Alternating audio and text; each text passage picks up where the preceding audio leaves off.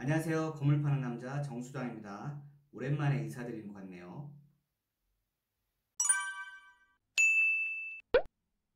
네, 오늘 알아볼 주제는 융자 부분에 대한 이야기입니다. 지난번 시간에 상가주택의 경우에는 근린생활시설이 들어가 있기 때문에 일반 주택담보대출 유형이 아닌 기업대출 유형의 형태로 이자 상환 방식을 적용받을 수 있다고 말씀을 드렸는데요.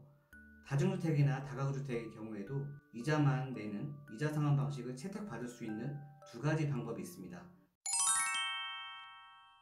네, 먼저 첫 번째, 일반 다중주택이나 다가구주택의 경우에도 건물 내에 들어가 있는 한 개의 호실을 근린생활시설로 바꾼 다음에 융자를 승계하거나 신규 대출을 받게 되면 기업대출 유형의 형태로 적용을 받을 수가 있습니다. 그래서 원리금 균등분할 상환 방식이 아닌 이자만 내는 방식, 이자 상환 방식을 채택받을 수가 있습니다. 그럼에도 불구하고 다중주택이나 다가구주택 내 한 개의 호실을 근린생활시설로 바꾸는 것은 불법은 아닙니다. 그렇지만 지방자치단체에서 요구하는 조건이 까다로운 편이고 시간과 비용이 많이 들어가기 때문에 첫 번째 방법은 그렇게 권해드리는 방법은 아닙니다.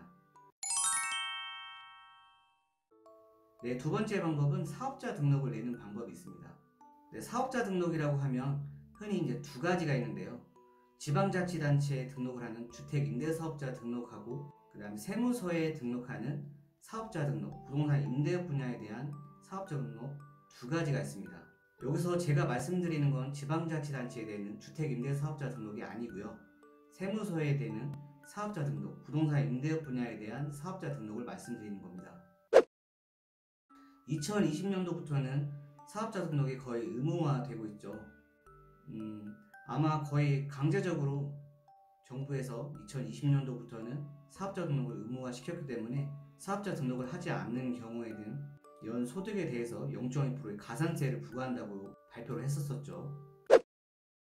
세무서에 등록하는 사업자 등록, 부동산 임대 분야로 사업자를 내시게 되면 은행에서 사업자 대출 형태로 융자를 승계할 수 있게 도와줍니다.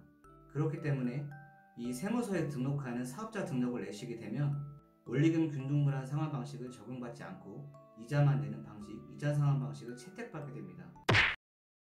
2019년 12월 16일 부동산 대책에서 일반 금융권에 대한 사업자 대출의 유형에 대해서 조금 더 검토를 많이 해보겠다고 이렇게 발표를 한 걸로 알고 있는데 현재까지는 세무서를 통한 사업자 등록을 내신 경우에는 융자를 승계 받을 때 이자만 내는 방식을 채택받을 수가 있습니다.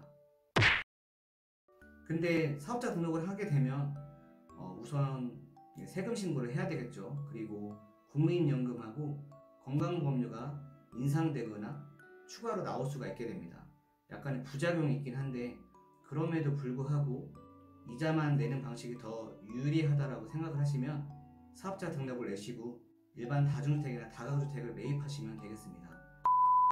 그럼 지금까지 찬스부동산 정수장이었습니다. 감사합니다.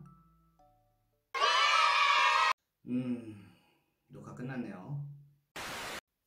여러분, 코로나 조심하셔야 됩니다. 코로나 면역력을 길러야 돼요.